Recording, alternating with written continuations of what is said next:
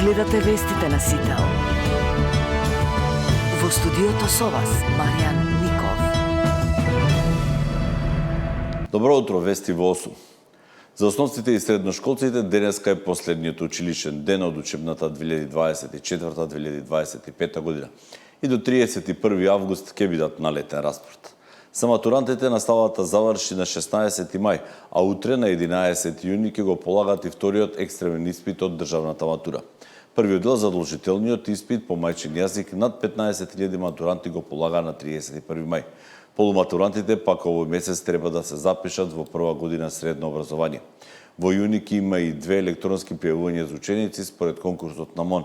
Првото ќе биде од 00 часот на 14 јуни до 23:59 часот на 17 јуни, а достувањето на документацијата во училиштата е на 18 и 19 јуни. Второто пријавување во јунскиот рок ќе се врши на 30 јуни, а документите ќе треба да бидат доставени на 1 јули.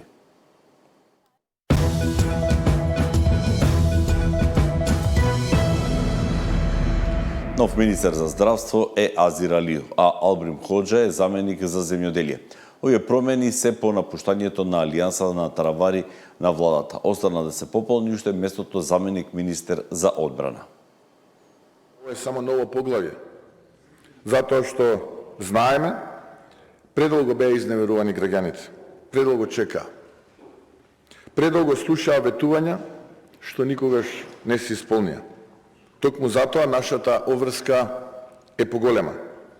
Ќе продолжиме со уште посериозно темпо, ќе продолжиме со испорачување на мерливи резултати. Затоа ве повикувам сите вас да ги поддржиме овие предлози. Денес вие гласате за продолжување на еден процес на вистинска обнова. Можноста што премиерот му ја дава на господинот Азир Алиев како доктор по информатички науки да го води овој ресор, сметам дека добро би се снашол, како некоја од мои лични препораки кои што би можела да му ги кажам, дека менаџирањето со здравството е најмногу успехот, мислам дека лежи во изборот на тимот околу него. Азир Алиев е доктор, но не е доктор на медицински науки, туку по информатички науки. Дури да се запознае со областа во која влегува, со организацијата на здравствениот сектор, а здравството не е Министерство за информатичко општество со околу 100 вработени, туку еден комплексен систем. Предлогот кој што го предложивте за министер за здравство нема да оди ни со другиот памет навлен, било да е со Изет Меджити или Билал Касами или на Зекирија Ибрахими. Ви гарантирам за ова, но вие ако инсистира дека не е личен ваш предлог, но е предлог навлен, тогаш јас не сум го познавал добро во лице. Не ја напушти владата Арбен Таравари. Арбен Таравари беше избркан од владата, бидејќи, значи, почна да соработува со Дуи и Али Ахмети. Господин Азир Алиев е предлог навлен врз основа на договорот кој го имаме од почетокот на овој мандат. Уште еден осомничен за трагедијата во дискотеката Пулс во Кочани. Александар Нацев од ВМРО ДПМН според МВР е вистинскиот собственик на Агенцијата за обезбедување и тој е 47-миот осомничен во овој случај. Александар Нацев од структурите на владеачката ВМРО ДПМН е новиот осомничен на списокот на обвинителството за пожарот во Кочански Пулс. Иако неговото име не фигурира на хартија, се сомничи дека тој е реалниот собственик на Агенцијата за обезбедување Рубикон, која за време на пожарот без писмен договор била ангажирана за безбедноста во дискотеката. Министерството за внатрешни работи во координација со јавен обвинител по наредба на судија на претходна постапка изврши претреси на 2 локации во Скопје и Пробиштип во врска со Агенција за обезбедување, при што лишено од слобода е лицето АН. Новиот осомничен во континуитет активно раководел со планот и начинот за давање на услугата обезбедување преку правното лице, се вели во соопштението на обвинителството. Во текот на вечерта, кога настанал пожарот, не контролирали и овозможиле влез на деца во објектот, не воделе грижа за преполнетоста на капацитетот за посетители, не спречиле внес и користење на пиротехнички средства од членовите на музичката група со кој бил предизвикан пожарот, поради што настапила смрт кај 62 лица. Се вели во соопштението на обвинителството во кое се додава дека за Нацев ќе бараат активен притвор.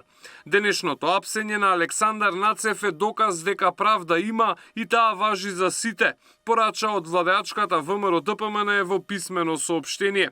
Секој кој има било каква инволвираност со трагедијата во Кочани ќе излезе пред институциите, без разлика дали е член на ВМРО-ДПМН, СДС, ДУИ или која било друга политичка партија, порача од владеачката партија. Александар Нацев подолг период е дел од структурите на ВМРО-ДПМН.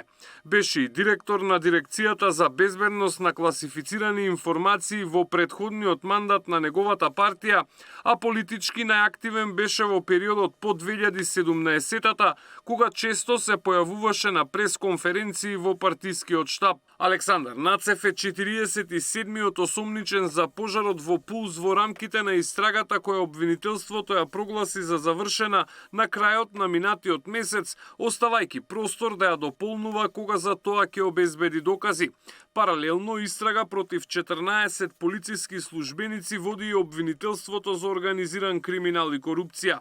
Во дискотеката Пулс загинаа 62 лица, а повеќе од 200 беа повредени.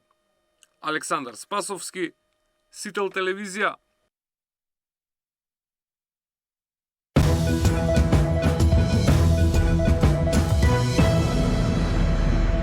Инфлацијата во мај порасна за 1,5%, најмногу поради поскапувањето на храната од 4,1%, по одмрзнувањето на маржите. А за министерот за економија драстично зголемување на цените нема, но официјалниот извештај за споредбените контроли на пазарна ќе го добие денеска. 1,5% инфлација во мај споредбено со април, пресмета статистика. Најмногу поскапела храната и безалкохолните пијалаци, 4,1%. Ова доаѓа веднаш по истекот на мерката за ограничени цени и маржи која беше во сила до 1 мај. Според Заводот за статистика, овошјето и зеленчукот поскапеле за 4,5%, а прехранбените производи за 4,2%. Дали и какви мерки ќе се носат по скокот на инфлацијата, допрва ќе се разгледува. Министерот за економија оцени дека нема драстично зголемување на цените на основните прехранбени производи. За ова бил усно информиран од директорот на пазарниот инспекторат, но утре ќе го добие и официјалниот извештај за спроведените контроли минатиот месец. Утре ќе биде доставено до влада информацијата за вонредните контроли што се направени во временскиот период во месец мај, каде што ќе не известува точно како се движеле цените после завршување на мерката. Од тоа што знам дека немаме драстично зголемување на цените, само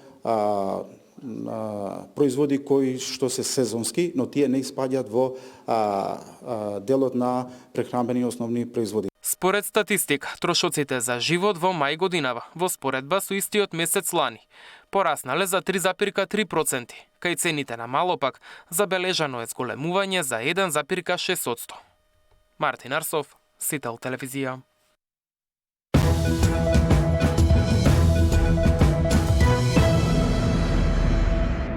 Завршни зборови во судскиот процес за убиството на Вања и Панче. Судењето со завршените зборови на обвинителството продолжува и во среда. Остра осуда за убиството на Вања изрази јавното обвинителство во својот завршен збор од процесот кој се води во Скопскиот кривичен суд. Според обвинителката Жаклина Крстевска-Јосифовска, убиството, особено убиство на дете, не е само чин на бруталност, туку тоа е директен напад врз човештвото и општеството. Тоа е дело кое не остава простор за рамнодушност. Тоа е чин кој не може да се оправда. Сторителите на злоделата не заслужуваат само правна, туку и длабока морална осуда, рече во завршниот збор јавната обвинителка. Таа детално објаснуваше како се одвивало планирањето на двете убиства. Рече обвинетите Велибор, Владко, Боре и Љупчо се познавале доволно за да сковаат морбиден план за филмско сценарио. Го киднапирале и убиле велешанецот Панче, а според обвинителката, во грабнувањето на Вања помогнал и нејзиниот татко Александар, кој заедно со грабнувачите седи на обвинителна клупа. Мотивирани од високите суми парични средства, во неделата вечерта таткото Александар го информирал Палевски дека Вања во понеделник сама ќе оди на училиште ја убиле ладнокрвно, иако и самите имале деца, немале чувство кон Вања. Сакале со парите за Вања да им обезбедат свадби и погодности за собствените деца. Обвинителството не прецизираше колкава сума пари обвинетите требало да добијат за грабнувањето на Вања, ниту пак кој ќе ги исплати. Подсети дека Александар Ѓорчевски го одолговлекувал процесот за префрлање на станот од негова во собственост на неговите деца. Според одбраната, ниту со завршниот збор обвинителството не успеало да го докаже мотивот за двете убиства. Основот на обвинението користољубие е одамна паднат и овде се работи за сосема нешто друго. Според мене лично дело извршено за да се внесе страф и немир во населението. Судењето со завршни зборови на обвинителството продолжува и во среда. Зоран Јаневски, Сител телевизија.